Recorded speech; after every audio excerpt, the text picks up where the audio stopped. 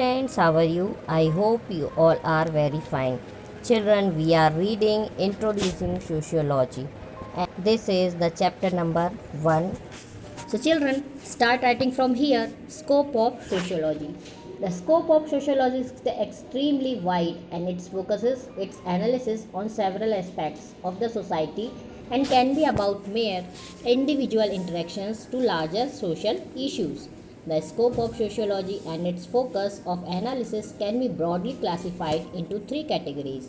At the level of human interactions, the scope of study might focus its analysis on interactions between two individuals at different social environments, such as between a shopkeeper and customers or between friends and family members.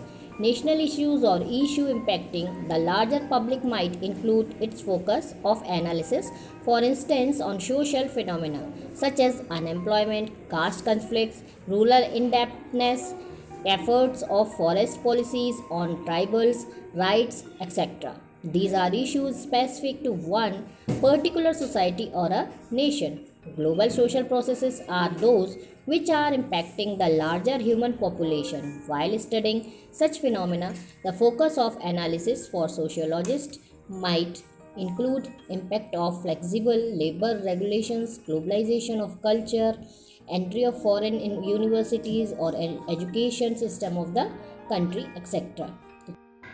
तो children scope of sociology में हम देखते हैं कि जो sociology है उसकी study किन किन एरियाज़ में की जाती है। तो इसकी स्टडी जो है वो नेशनल लेवल पर भी की जाती है, इंटरनेशनल लेवल पर भी की जाती है, इंडिविजुअल लेवल पर भी की जाती है। अब क्योंकि सोसाइटी में सभी टाइप के लोग आ जाते हैं, इसलिए इसका जो एरिया है वह भी बहुत ज़्यादा ब्राइड है। यदि हम ह्यूमन लेवल की बात करें, एक इंडिविजुअल लेवल की बात करें, तो इसमें जो है वो लोग आपस में एक दूसरे के साथ किस तरह से इंटरेक्शन करते हैं, किस तरह से उनके बिहेवियर होते हैं, इसके बारे में बात की जाती है। जैसे कि शॉपकीपर और कस्टमर के बीच का कन्वर्सेशन देख लें आप, या फ्रेंड और फैमिली के बीच का देख लें। और नेशनल लेवल की यदि बात की जाए तो नेशनल लेवल में जो कि थोड़ा जो सोसाइटी के बड़े ग्रुप ऑफ ह्यूमंस जो होते हैं उनके इश्यूज़ को एनालिसिस किया जाता है। जैसे अनएम्प्लॉयमेंट का मैटर हो गया, कास्ट कन्फ्लिक्ट्स हो गए और भी दूसरे मैटर्स हो गए। और इसके साथ यदि ग्लोबल लेवल की बात की जाए तो ग्लोबल लेवल में पूरी मानव जाति आ जाती है। जैसे कि पूरी मानव जाति को जो इफ़ेक्ट करती है ऐसे ही इश्यूज़ लाए जाते हैं, ऐसी चीज़ों पर बात की जाती है, एनालिसिस किया जाता है। जैसे कि आपका हो गया कोविड-19 जो भी चल रहा है, पूरी मानव जाति को इफ़ेक्ट करेगा। वाटर पॉल्यूशन है, एनवायरनमेंट पॉल्यूशन है, ये सारी चीज़ें जो है या एजुकेशन सिस्टम है, ये सब पूरी मानव जाति के लिए होता है। तो इस तरह के मैटर जो है इस पर आते हैं। Now relation with other social sciences. Sociology belongs to the group of social sciences which includes anthropology, economics, political science, history, etc.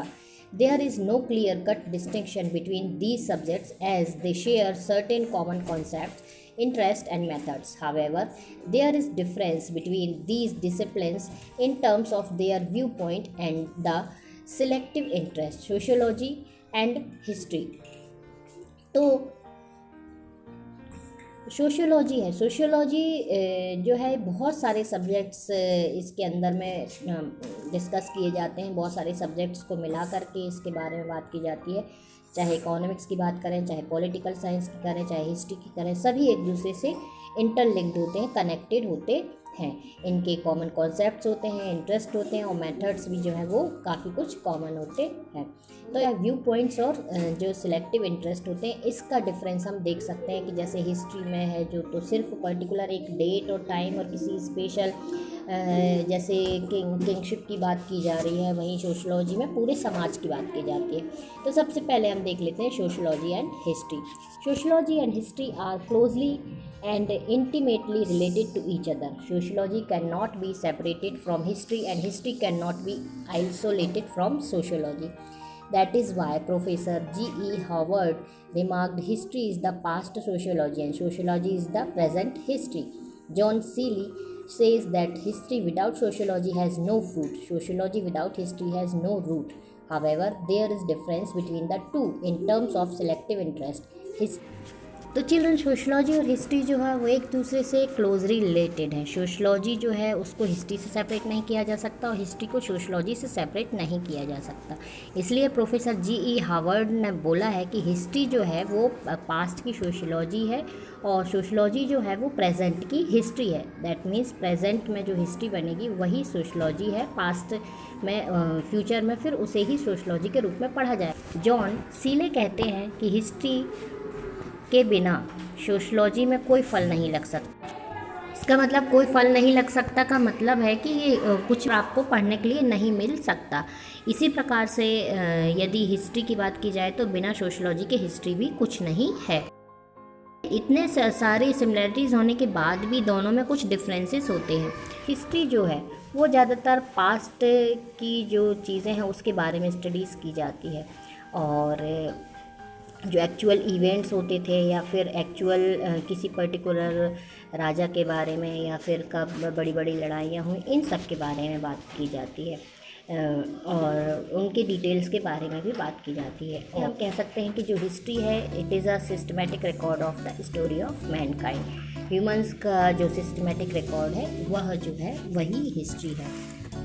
अब यदि सोशलॉजी की बात की जाए तो सोशलॉजी में जो सोशियोलॉजिस्ट के जो इंटरेस्ट होते हैं वो किस पर बेस्ड हैं और किस कैटेगरी पर बेस्ड हैं उस पर स्टडीज़ की सोशलॉजी की जाती है। जैसे कि सोशियोलॉजिस्ट का इंटरेस्ट है मान लीजिए जेंडर रिलेशंस पर या फिर सोसाइटी में किस तरह के कन्फ्लिक्ट्स हैं उन पर, या फिर ह्यूमंस जो हैं वो सोसाइटी में है उनका बिहेवियर किस तरह का उन पर, या फिर डेवलपमेंट के सब्जेक्ट ले लें तो इन सब चीज़ों पर जो सोशियोलॉजिस्ट हैं वो अपने इंटरेस्ट के अकॉर्डिंग सोशियोलॉजी के सब्जेक्ट्स को तय करते हैं और फिर उन पर स्टडी की जाती है।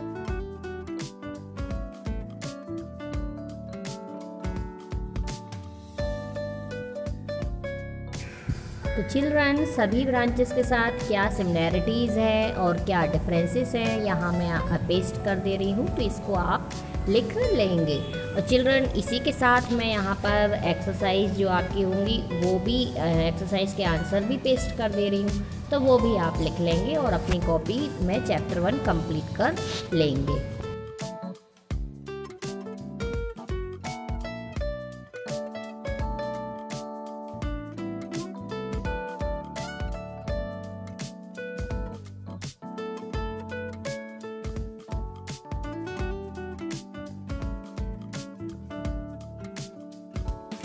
चिल्ड्रन ये क्वेश्चन 1 एंड उसका आंसर, फिर इसके बाद ये क्वेश्चन 2 देन इसका answer and then question number 3 and here is the answer of the question number 3। इसके बाद क्वेश्चन नंबर 4 जो है तो इसमें कई आंसर्स हो सकते हैं, तो एक आपको मैंने दे दिया है, बाकी आप दूसरा भी इसमें लिख सकते हैं।